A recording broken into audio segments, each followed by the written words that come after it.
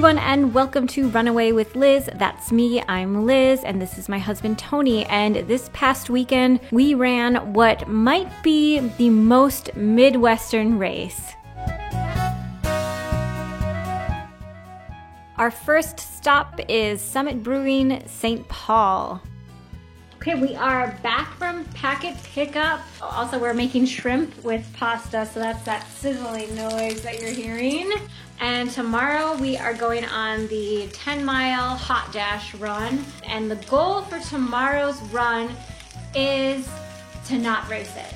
The 10-mile run is part of our base building training plan, which means that we are not racing it. It is just for fun. We're gonna be taking it easy. It's just part of our training schedule, just building our endurance back up. And so that's going to be the trick.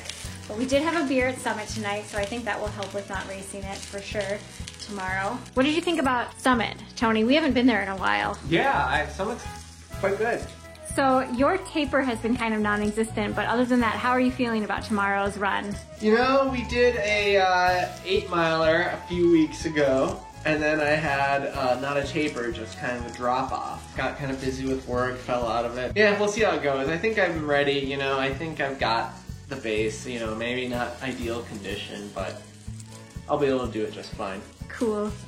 There is going to be a hot dish ranking. There's also a meat raffle, and there will be a free beer at the end of it. So there's lots to do after the race as well. Really looking forward to it and sharing our time with you tomorrow. And our kitchen is messy, but it's authentic, just like us.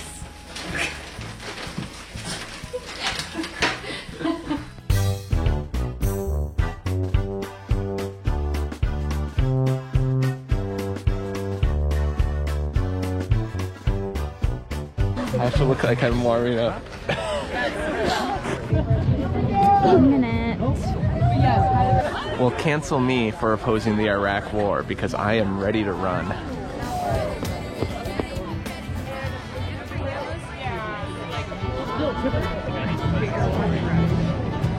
Here we go, hot dash.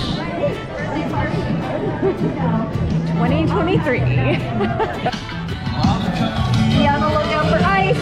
Potholes, cars, bikers, gnomes. Hey, gnomes?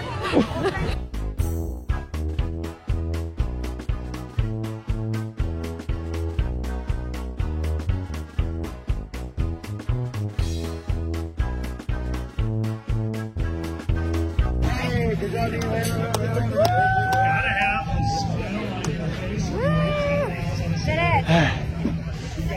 Ready for some hot dish. Well, how do you feel? I feel triumphant. Cheers. Sadly, we did miss out on the meat raffle. We were just a little bit too late, but we still had a lot of fun trying the different hot dish. Having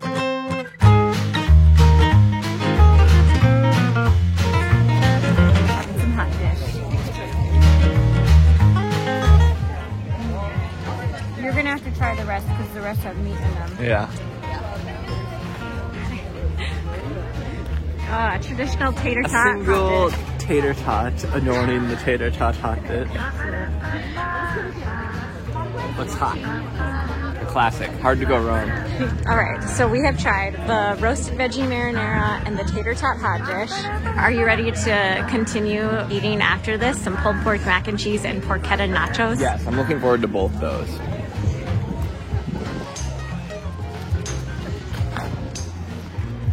Want to see what's not on the menu today? No, don't show us your bloody nipple.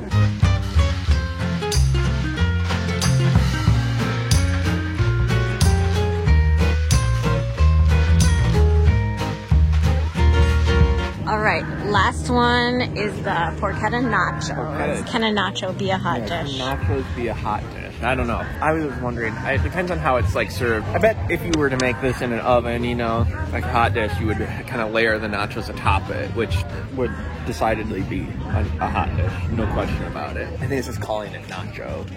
I think you just have to call it like nacho pork hot dish. Yeah. After we returned home, Tony completed and submitted his hot dish ranking. So, after the race, we did a little hot dish judging contest. We were given samples of Hot Dish, and we got to choose a winner. We had 4 different dishes to choose from. You know, it's called the Hot Dash, the race. This was the comfort food cook-off. Given the Minnesota theme, you should be serving Hot Dish. So even though the pulled pork mac and cheese and the porchetta nachos were probably my favorite flavor-wise, I had to just rule them out by default. It was not a hot dish. The pulled pork mac and cheese, well-baked probably, is not a hot dish. I don't care if it goes in the oven. A mac and cheese is not a hot dish. You need to pour like some cream of whatever in there to make it a hot dish. That would have been a whole different thing, but there wasn't. It was just cheese, as far as I know. The porchetta nachos, you know, you can do some sort of, you know, hot dish with nacho chips on top of it, but the nachos were on the bottom with this one. At least it was served that way, so that's out. It's not a hot dish. That's nachos. Well, good, not a hot dish. Roasted veggie and marinara pasta hot dish. It wasn't, I didn't care for it. There's not for me. The last one standing, and it's not the winner by default, even though I'm kind of saying it is, because it was genuinely good, was the classic tater tot hot dish. I mean, you can't go wrong with a classic. And you know what? The presentation of this one was the best too. You're giving them out in little tiny cups. There was a teeny little tater tot placed lovingly on top of the little samples, which I appreciated. Good. Thanks, Tony. Thanks for your verdict. Of course. We'll see what the viewers think of it. The shrug of a man who does not give a shit.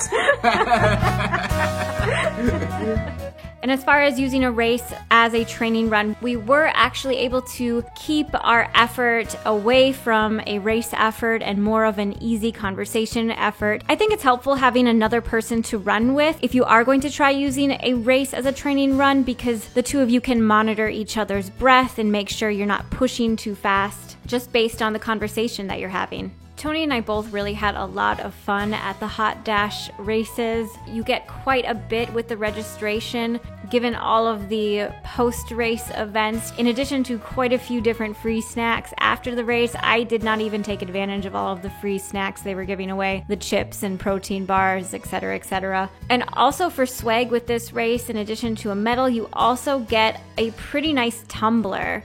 So what do you guys think? Is this the most Midwestern race that you've heard of, or do you know one that is even more Midwestern? I'd love to hear about it. Thank you so much for watching, everybody. If you enjoyed this video, maybe give it a thumbs up, maybe subscribe to the channel. Take care, everybody. See you next time.